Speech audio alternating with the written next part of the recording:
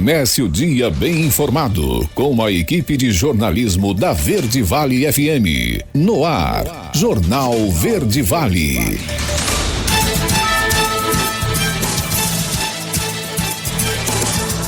Olá, uma ótima manhã de quinta-feira para você, hoje dia 27 de novembro de 2025. Agora 6 horas e 36 minutos, começando mais uma edição do Jornal Verde Vale. Agora em Mineiros faz 22 graus, a máxima prevista para essa quinta-feira pode chegar até os 31 graus. A umidade relativa do ar fica entre 49% e 95%, segundo a previsão do Clima Tempo, sem possibilidade de pancadas de chuva nesta quinta-feira. Agora você confere os destaques das últimas 24 horas. Jornal Verde Vale. Governador de Goiás, Ronaldo Caiado, recebe alta hospitalar após procedimento cardíaco. Mega Sena pode pagar 3,5 milhões de reais nesta quinta-feira. Prazo para participação de instituições privadas no FIES começa hoje. Granizo destrói plantações e expõe o risco para a produção agrícola aqui no estado. Operação contra receptadores em São Paulo termina com 48 presos e 11 mil celulares apreendidos. Essas e outras notícias você confere a partir de agora, aqui no Jornal Verde Vale. A notícia em primeira mão. Jornal Verde Vale. Jornal Verde Vale. Verde Vale. Notícias do Brasil. Para 6 horas e 38 minutos, a gente chega trazendo para você então as informações dessas últimas 24 horas. As instituições de ensino superior privadas interessadas em ofertar vagas em cursos de graduação para o Programa de Financiamento Estudantil FIES no primeiro semestre do ano que vem deverão emitir e assinar o termo de adesão já a partir dessa quinta-feira. O prazo termina no dia 4 de dezembro. As regras, cronograma e procedimentos para a participação da instituição de ensino superior no processo seletivo estão descritas no edital público do Ministério da Educação. O procedimento necessário deve ser feito no sistema informatizado do FIES, no módulo FIES Oferta. O termo de participação deverá ser assinado eletronicamente pelo representante legal da mantenedora da instituição de ensino superior por meio da plataforma gov.br. O termo será emitido com as informações do cadastro EMEC. As faculdades devem assegurar que as informações do cadastro sejam compatíveis com as informações presentes no sistema para a emissão do documento.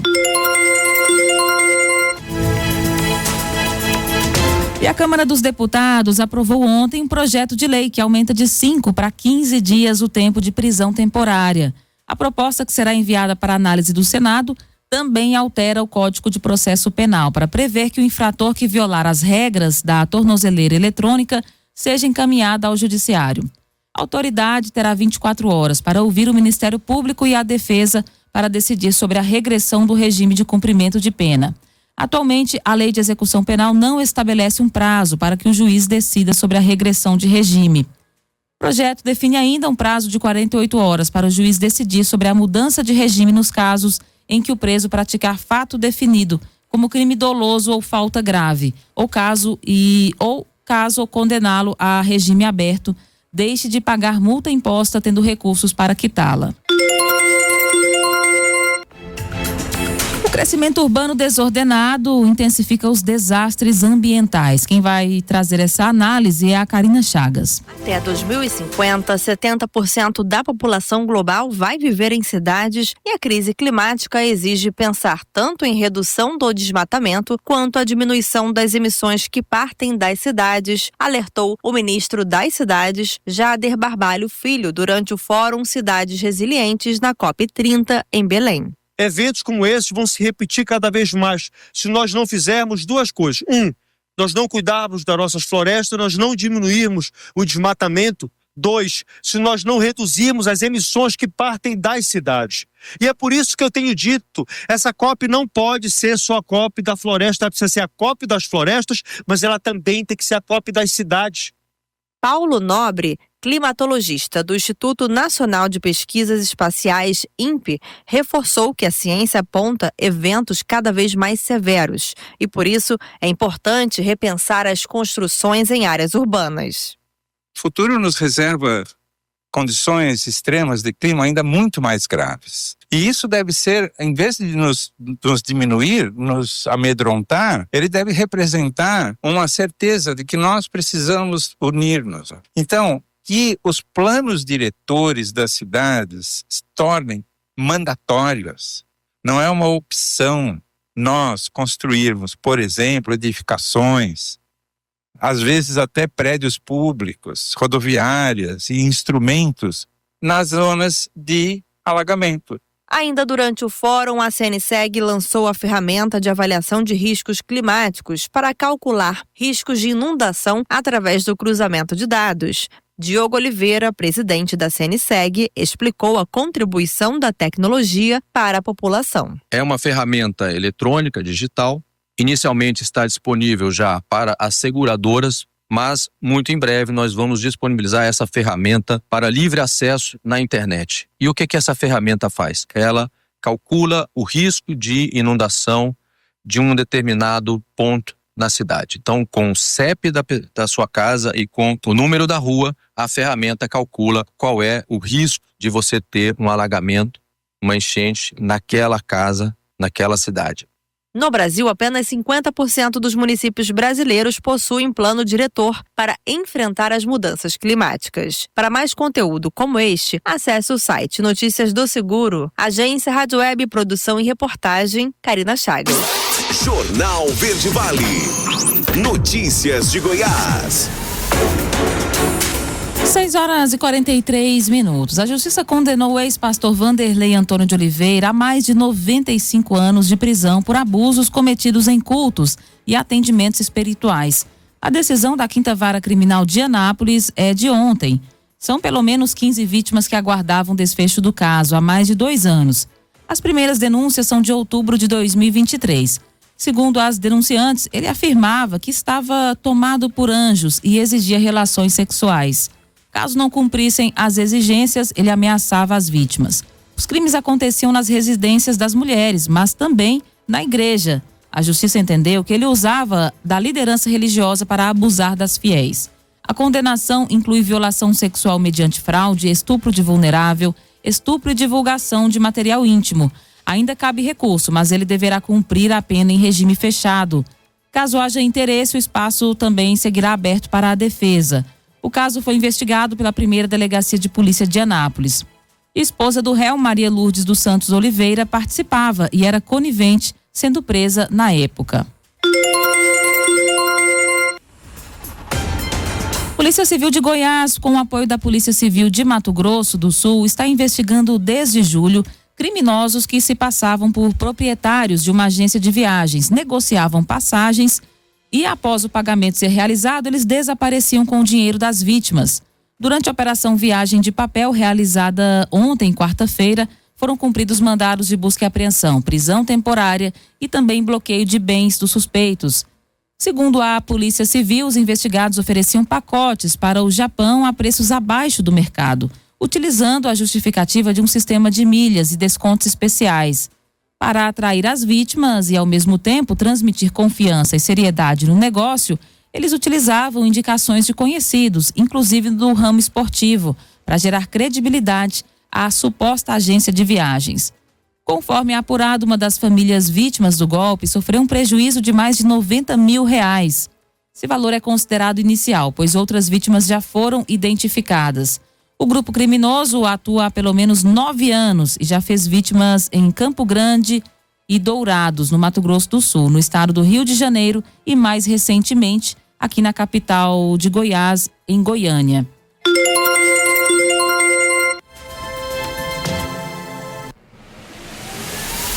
Nessa semana, um temporal acabou derrubando mais de 100 árvores e danificou prédios públicos em Rio Verde. Os desdobramentos dessa consequência da chuva, a gente confere com a Ana Clelma. Equipes da Prefeitura de Rio Verde, no sudoeste de Goiás, atuam para os reparos dos estragos causados pelo temporal que atingiu a cidade na tarde da última segunda-feira. A chuva de 30 minutos com ventos de 110 km por hora provocou a queda de mais de 100 árvores e danificou prédios públicos. Os prédios de 14 unidades de saúde e 3 escolas foram danificados. O prefeito Wellington Carrijo informou que 70% das unidades de saúde afetadas já voltaram a atender e as demais devem ser reparadas em até 48 horas. Os alunos das escolas atingidas foram remanejados e as aulas devem ser normalizadas nesta quarta-feira. Sobre os alagamentos na região do Córrego do Barrinha, o prefeito afirmou à repórter Ana Carolina Moraes, da TV Anhanguera, que um plano de drenagem já foi iniciado e que as obras principais começam no próximo ano para evitar novas inundações. Foram 14 unidades acometidas, essas unidades já estão em reparos, umas já foram reparadas, outras em próximos 48 horas vão estar prontas. 70% já está tendo atendimento das que foram acometidas, as escolas também, a gente redimensionou essas crianças, foram 2 escolas que teve um desentelhamento que a nossa equipe da educação da manutenção já está fazendo, vai estar totalmente liberada para todos os alunos. Wellington Carrijo pediu a colaboração da população para o descarte correto do lixo, que segundo ele contribuiu para o alagamento da Marginal. Segundo o Centro de Meteorologia e Hidrologia de Goiás, choveu mais de 90 milímetros na cidade em pouco mais de 30 minutos na tarde de segunda-feira. Ana Cleuma Santos, CBN Goiânia. Jornal Verde Vale. Esportes. 6h47. A gente muda de assunto para falar agora de esporte, né? Centenas de rubro-negros tomaram conta das ruas de Lima ontem, quarta-feira, à espera da chegada do elenco do Flamengo à capital peruana. Gente de todo o canto do Brasil viajou para assistir a final da Libertadores, que acontece contra o Palmeiras às 18 horas de Brasília desse sábado. A delegação carioca chegou à cidade nos braços da torcida. O elenco pousou em Lima por volta de 22 horas e chegou ao hotel, onde ficará hospedado cerca de 1 hora depois. Desde a tarde desta quarta-feira, torcedores se reuniram no bairro de Miraflores, em concentração para a recepção dos jogadores. Por volta de 19 horas, os rubro-negros iniciaram uma caminhada pelas ruas da capital do Peru em direção ao hotel, que ficou colorido de vermelho e preto. Jornal Verde Vale. Verde Vale. Notícias do Brasil. 6h48, né? Já havia sido anunciada essa notícia anteriormente, mas agora, né, é oficial. Lula sanciona a isenção do imposto de renda para quem ganha até R$5.000. Quem vai falar sobre essa novidade é Yuri Hudson. O presidente da República, Luiz Inácio Lula da Silva, sancionou nesta quarta-feira a lei que amplia a faixa de isenção do imposto de renda para quem ganha até R$5.000 por mês. A medida, promessa de campanha, passa a valer em janeiro de 2026 e, segundo a estimativa do governo, deve retirar cerca de 15 milhões de brasileiros da cobrança do tributo. No Palácio do Planalto, Lula afirmou que a mudança corrige uma injustiça histórica e reforçou que o país precisa avançar na tributação de altas rendas e aplicações financeiras. Vocês não têm noção do significado desse dia de hoje. Eu estou feliz hoje, Haddad, não só porque eu não esqueço nunca o dia que você foi no Alvorada me levar o projeto e me entregou um pacote, está aqui, presidente, a sua promessa de campanha. Nós vamos entregar. E estamos entregando hoje. A aprovação da proposta aconteceu praticamente em consenso, tanto na Câmara quanto no Senado. No entanto, os presidentes das duas casas já não compareceram à cerimônia. Esse gesto deixa evidenciado o que já se sabe: o desgaste entre governo e legislativo, provocado nas últimas semanas por decisões do Palácio do Planalto.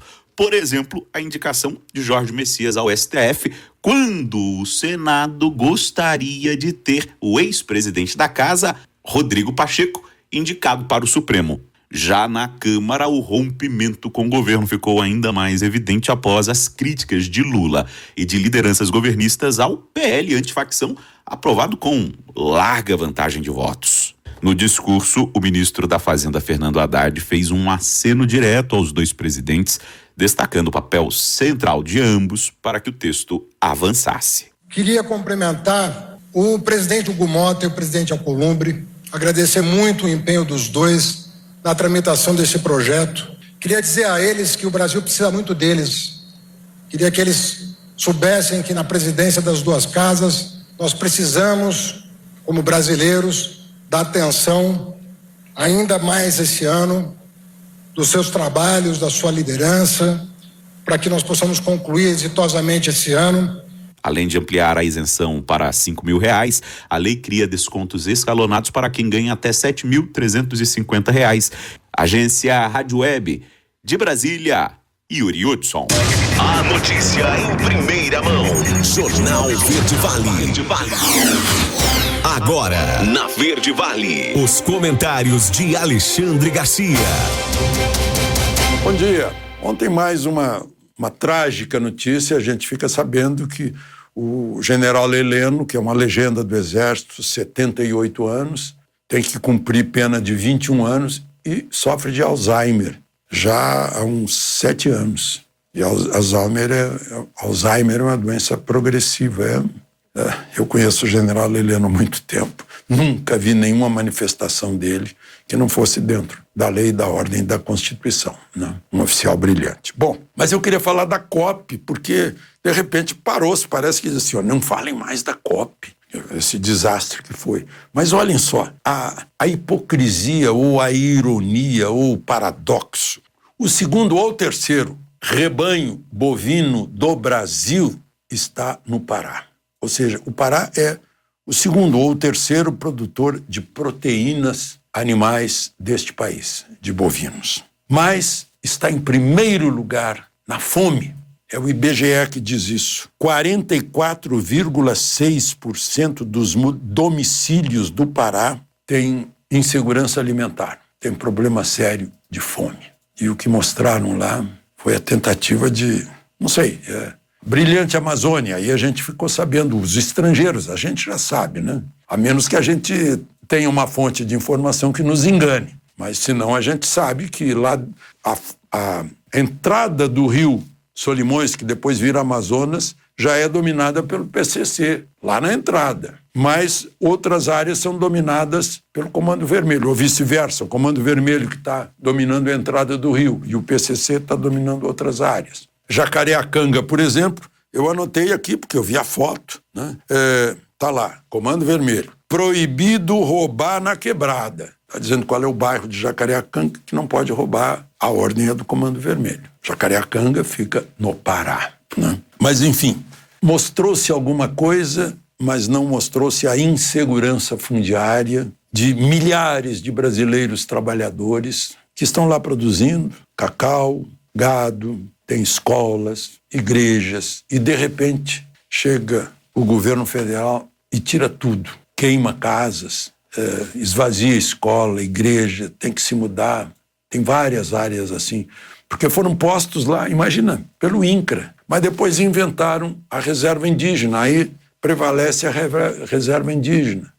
É injustiça social lá na Amazônia. Bom, eu implico com altura de prédio em que a pessoa tem que morar, né? Não é só porque se um dia faltar eletricidade, a pessoa tem que subir 30 andares. Não é só por isso. É por outros motivos. O que está acontecendo, o que aconteceu ontem em Hong Kong, que era uma possessão britânica desde 1999, passou a ser chinesa de volta. Um condomínio de 8 prédios com fogo. Não se sabe quantos morreram. Eu calculo assim pelo noticiário uns 300. Ficaram atrapados lá dentro, presos lá dentro. Como é que vai descer de um prédio de 31 andares, como são as 8 torres? E eu vejo que o noticiário de lá também está em decadência, porque diz diversos edifícios.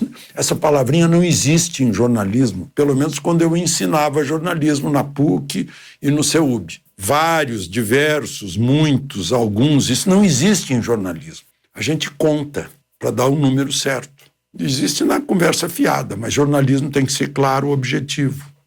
Diversos prédios foram atingidos. Eu sei que tem 8 prédios ali, onde moram ou moravam quase 5.000 pessoas, 31 andares. Os bombeiros não conseguem apagar esse fogo, né? 2.000 apartamentos. Eu fico pensando, né? A especulação imobiliária sobe assim em sentido vertical, empilha todo mundo.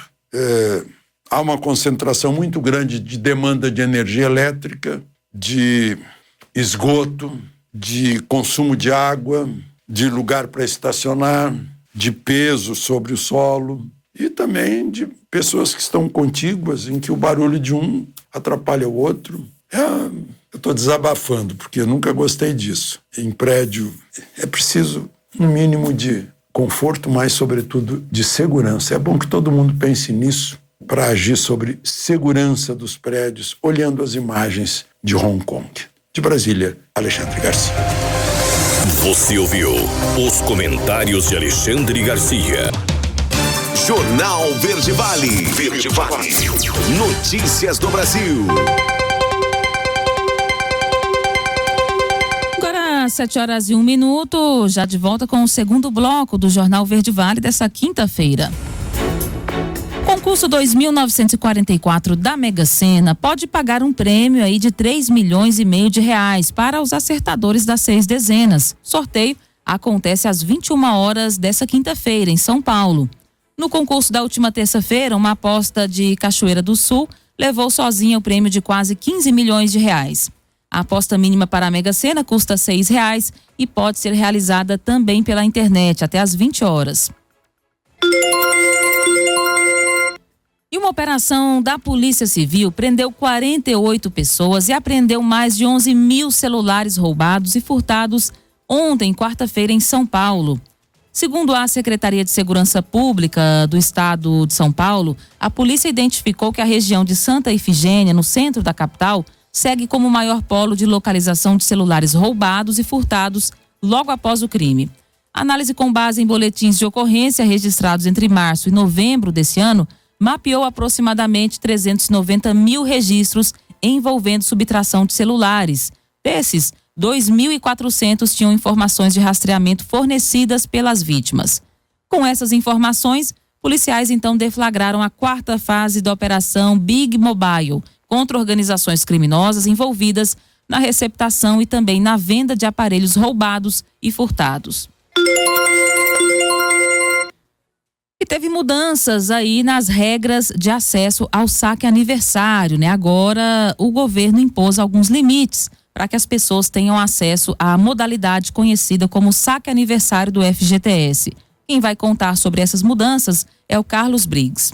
As novas regras do saque aniversário do FGTS podem contribuir para o endividamento dos brasileiros e têm direito ao fundo. Isso porque, com as novas restrições, o acesso à antecipação do saque aniversário, operação de crédito que usa o saldo do FGTS como garantia, fica mais limitado. O governo federal argumenta que vai criar um sistema de crédito consignado privado dentro da estrutura do Ministério do Trabalho e Renda para substituir o saque aniversário do FGTS. O diretor-geral da Proteste, Henrique Lian, acredita que a decisão é equivocada. A gente sabe que não substitui, que as taxas de juros não são as mesmas. Agora já está implantado esse sistema e não é mais 1,79, é 3,79.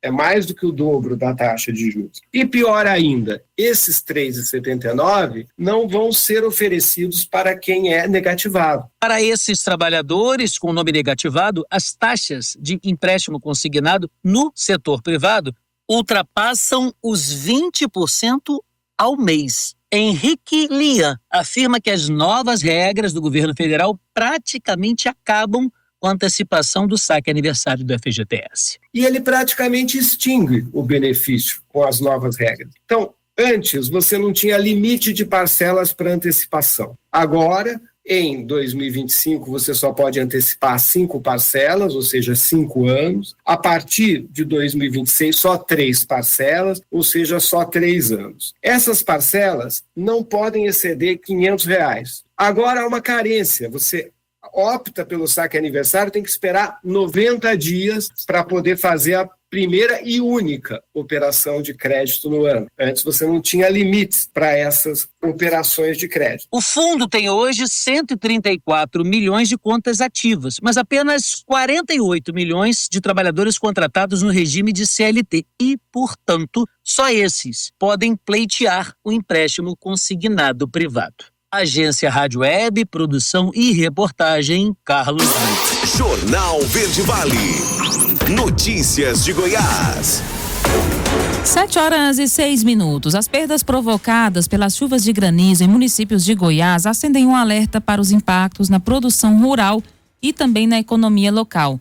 Segundo o diretor da Federação da Agricultura e Pecuária de Goiás, Edson Novaes, os temporais ocorreram de forma isolada, mas com alto poder destrutivo, atingindo cidades como Rio Verde, Montevidéu e Joviânia, aonde lavouras de soja foram destruídas, deixando produtores com prejuízos milionários e provocando também queda na produção da safra 25-26. Segundo Novaes, apesar de não atingir todo o estado, esse tipo de fenômeno exige uma atenção imediata. Chuvas de granizo têm ocorrido de forma mais isolada, mas causam impactos muito severos onde atingem, destacou ele. Segundo a FAEG, em conjunto com sindicatos rurais, atua diretamente na orientação aos produtores afetados. A entidade vem auxiliando os agricultores na busca por mecanismos legais diante dos prejuízos, principalmente na renegociação e prorrogação de financiamentos. Também há orientação para que os municípios solicitem decretos de situação de emergência, facilitando o acesso a recursos. Segundo Novaes, a FAEG também atua de forma preventiva por meio dos boletins climáticos emitidos pelo IFAG.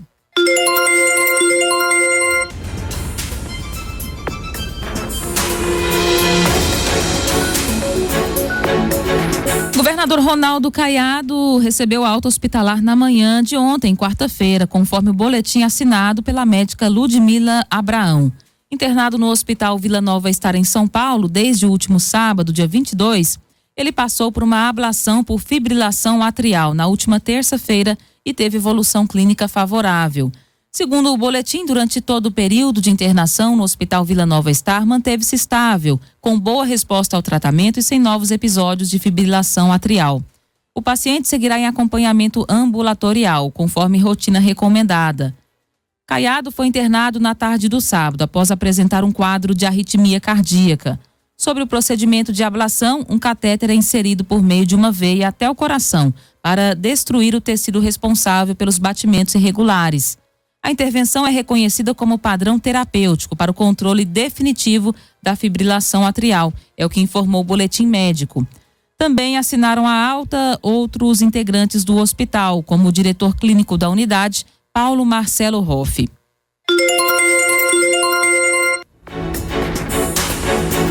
E um boné da Williams, autografado por Ayrton Senna, está à venda em um site de leilões virtuais. Postado na última segunda-feira, dia 24, o item tem lance inicial de R$ 24.500 e vai ficar disponível para ser arrematado até essa sexta-feira, dia 28, às 19 horas.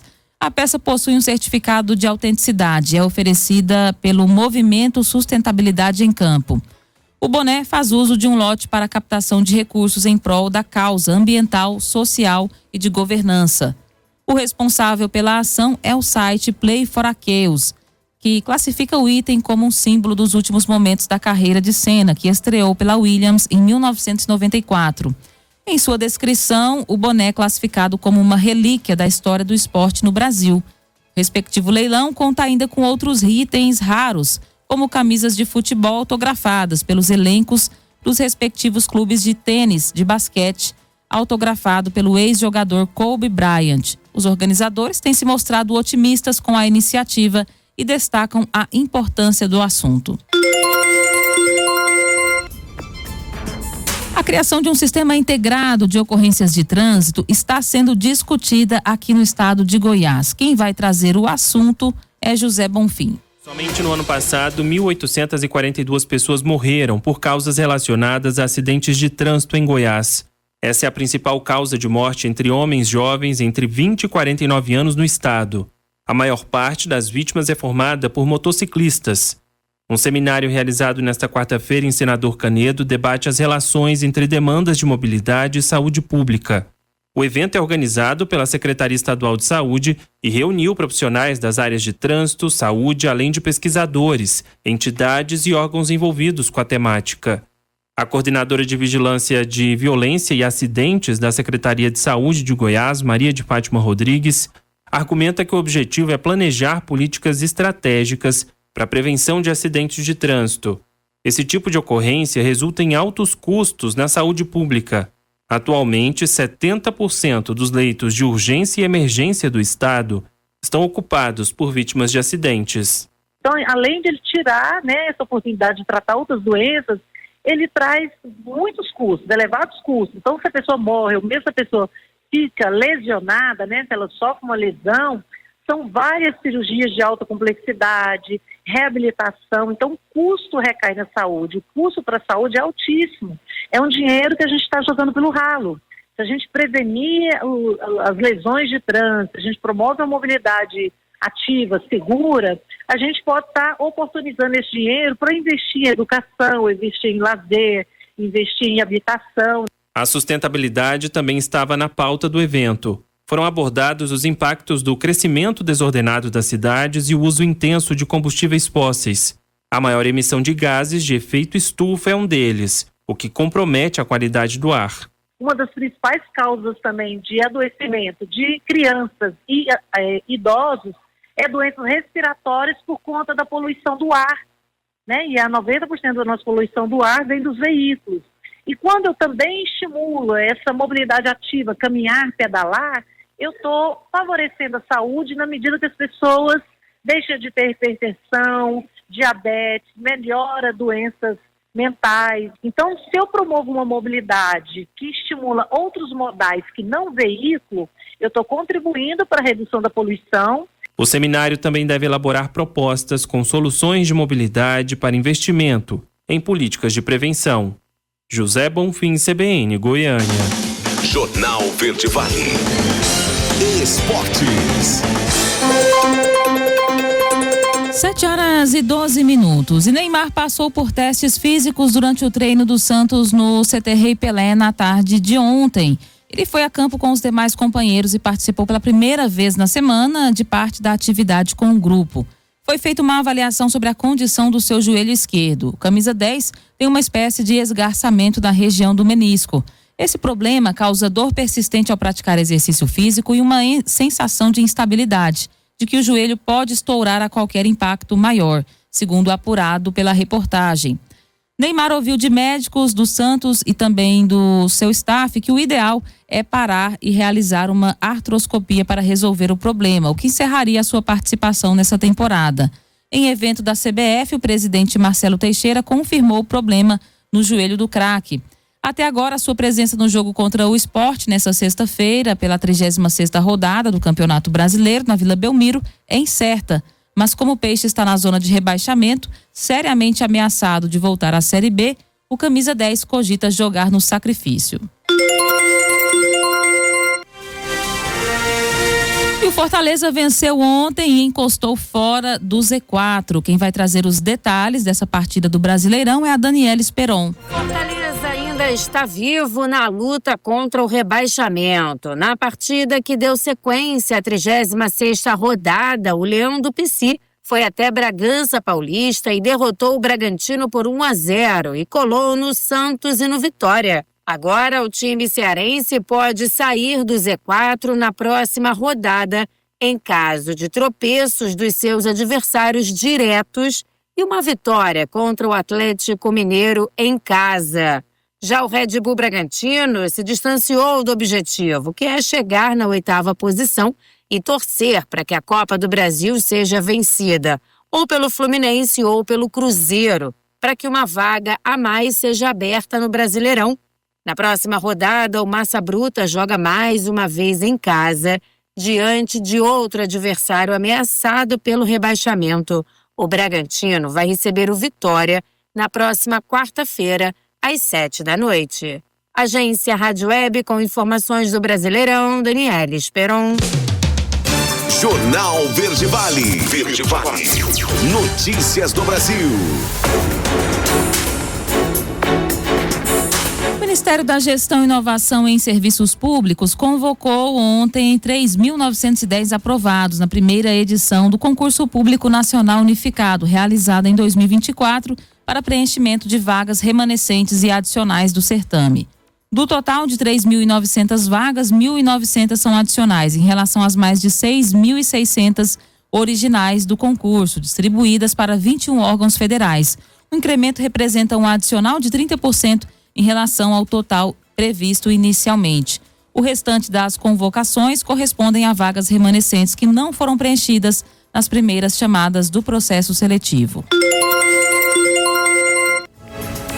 7h16. Negativados podem renegociar os seus débitos em até 99% com desconto. Quem vai trazer essa boa notícia é o Rafael Sgrilles. Os consumidores brasileiros negativados têm uma grande chance de encerrar 2025 sem dívidas. O Feirão Limpa Nome da Serasa, o maior mutirão de negociação de dívidas do país, vai até o dia 29 de novembro no Vale do Anhangabaú, na cidade de São Paulo. O evento reúne 1.600 empresas participantes e amplia a possibilidade de renegociação para moradores da capital e regiões próximas. Ao todo, 63 milhões de dívidas podem ter até 99% de desconto e parcelamentos a partir de R$ 9,90, como destacou Rafaela Alves, especialista da Serasa em educação financeira.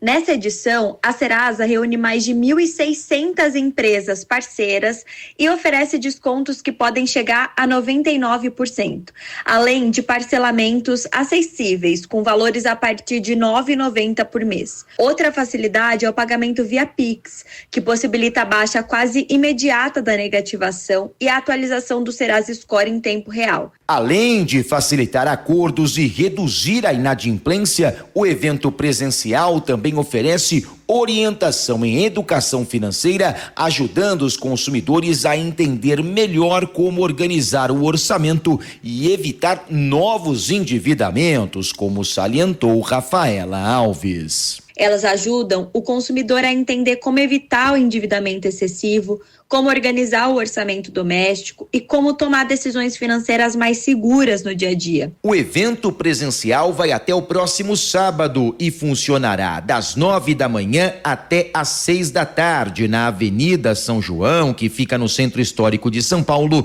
embaixo do Viaduto do Chá, quase ao lado do Shopping Light. Agência Rádio Web. Produção e reportagem, Rafael Sgrilles. Jornal Verde Vale. Jornal Verde Vale. Verde Vale. Notícias do Brasil. Para 7h28, a gente já de volta com o terceiro bloco do Jornal Verde Vale. O Ministério do Desenvolvimento e Assistência Social, Família e Combate à Fome prorrogou até o dia 11 de janeiro do ano que vem o prazo para que pessoas notificadas por receber de forma indevida o auxílio emergencial pago durante a pandemia de Covid-19 devolvam os valores à União.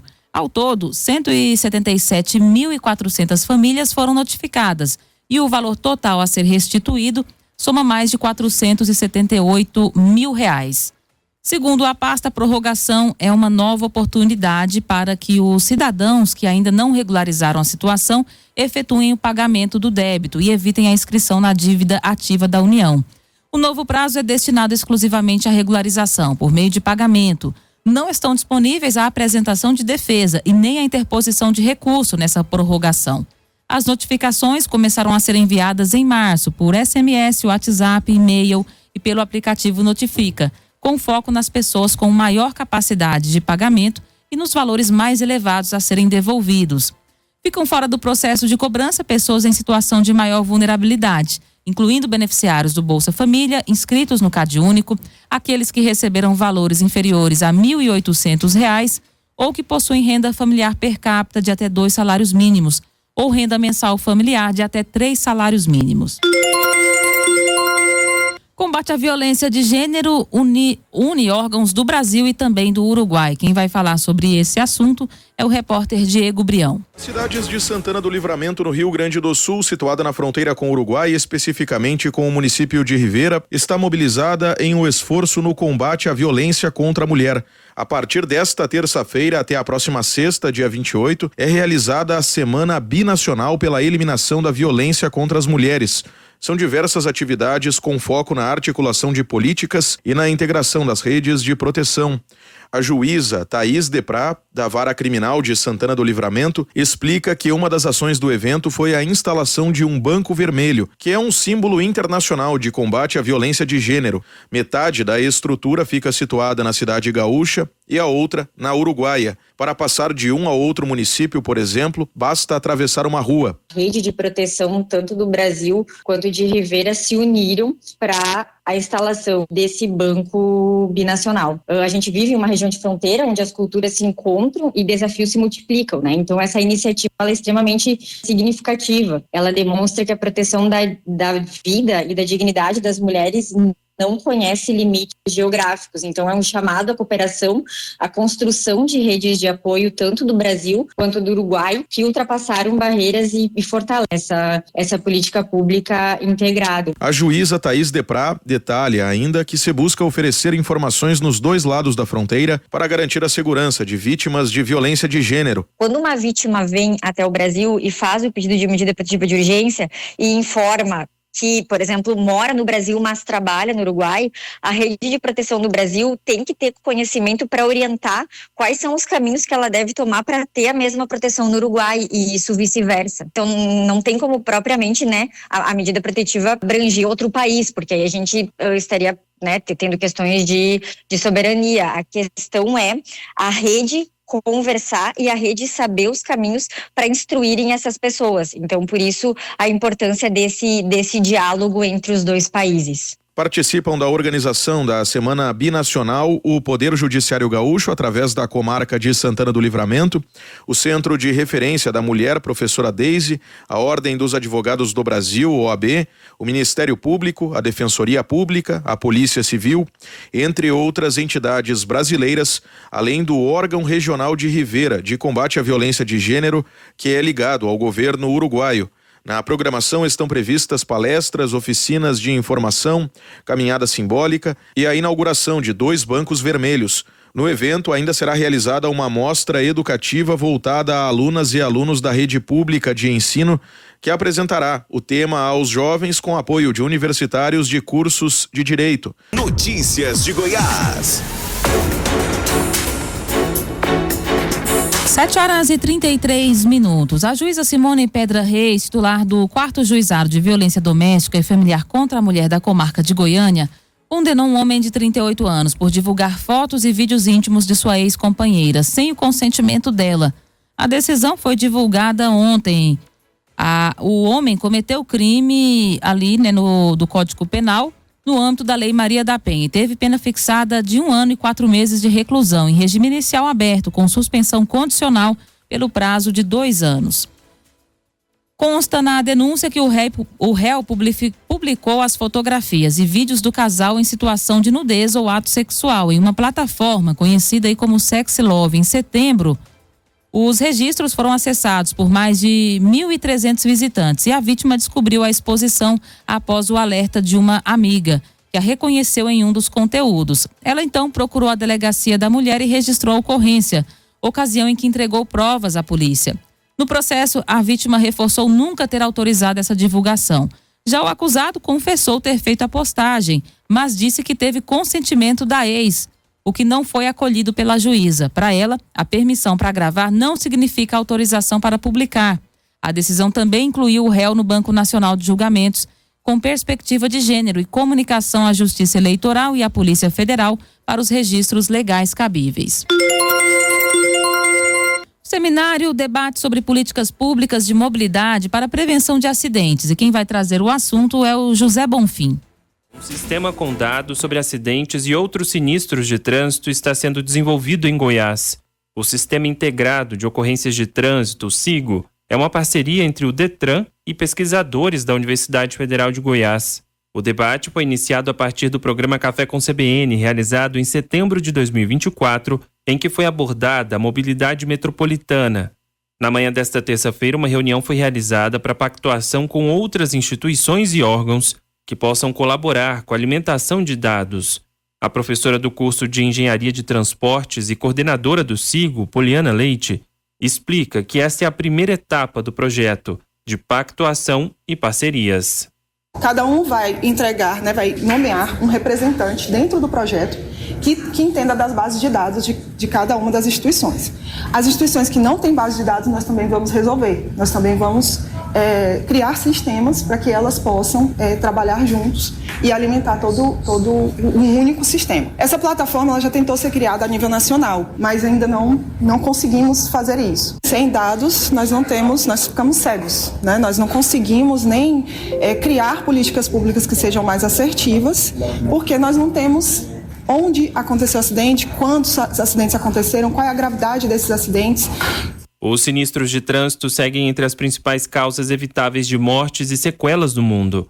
A Organização Mundial da Saúde estima 1,19 milhão de mortes anuais por acidentes.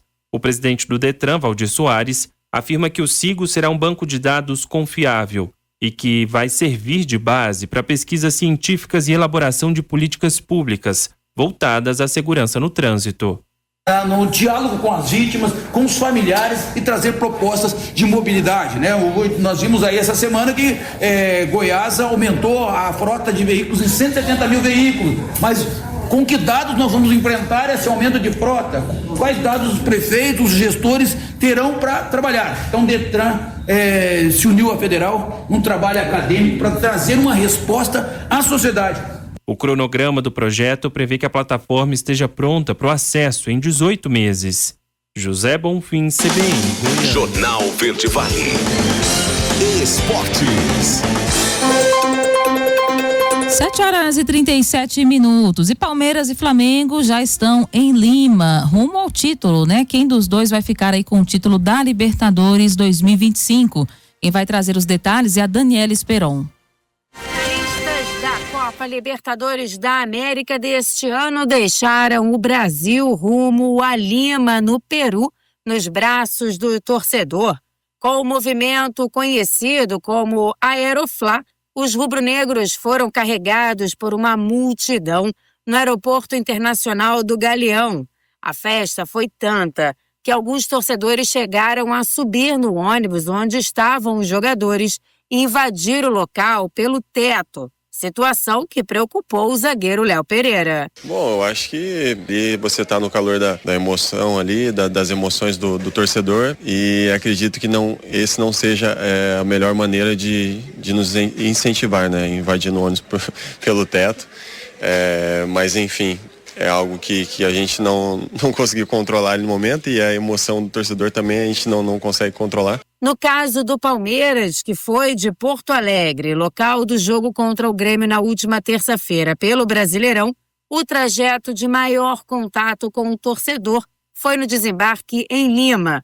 Os palmeirenses foram apoiar o time no aeroporto e no hotel onde a delegação vai ficar hospedada para a final da Libertadores, que será no próximo sábado, às 6 horas da noite, no horário de Brasília, e vai definir qual será o primeiro time brasileiro tetracampeão da competição. Agência Rádio Web com informações da Libertadores, Daniela Esperon. Jornal Verde Vale. Verde Vale. Notícias do Brasil.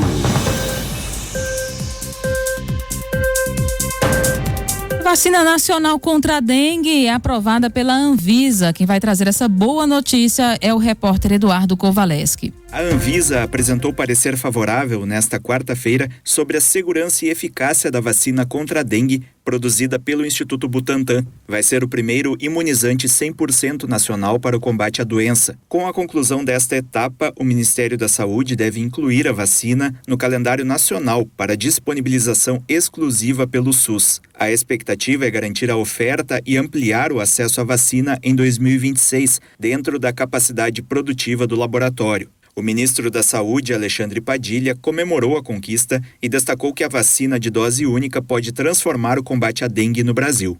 A expectativa que já tem programado cerca de 35 milhões de doses para o ano que vem. Nós vamos trabalhar para que ela chegue ao povo brasileiro o mais rápido possível. Não vamos esperar até o segundo semestre, não. É um divisor de águas em relação à vacina que tem disponível, porque toda essa dificuldade de garantir uma proteção maior à população brasileira tinha a ver com 2 doses. A vacina disponível, ela tem uma cobertura menor, né, dos perfis dos vírus. Então nós estamos falando de uma arma muito mais potente do que a gente tem disponível. A vacina foi desenvolvida pelo Instituto Butantan em parceria com a empresa chinesa WuXi, o que foi fundamental para ampliar a capacidade de produção. Padilha afirma que a ampliação possibilita uma cobertura vacinal mais rápida em todo o país. Na medida que você vai conseguindo ampliar a vacinação, você pode, inclusive, atingir mais rapidamente nos territórios mais vulneráveis uma cobertura e uma proteção muito mais rápida do que 8 anos, por exemplo. Não tenho dúvida nenhuma que nós estamos inaugurando uma mudança na situação epidemiológica da dengue no nosso país. O Ministério da Saúde investe mais de 10 bilhões de reais por ano no Instituto Butantan. Desse valor, 1 bilhão e 200 milhões foram destinados à ampliação da estrutura para a produção de vacinas por meio do novo PAC Saúde. O Brasil foi o primeiro país a ofertar a vacina no sistema público de saúde. A nova vacina utiliza a tecnologia de vírus vivo atenuado, que é segura e já utilizada em diversas outras vacinas em uso no Brasil e no mundo.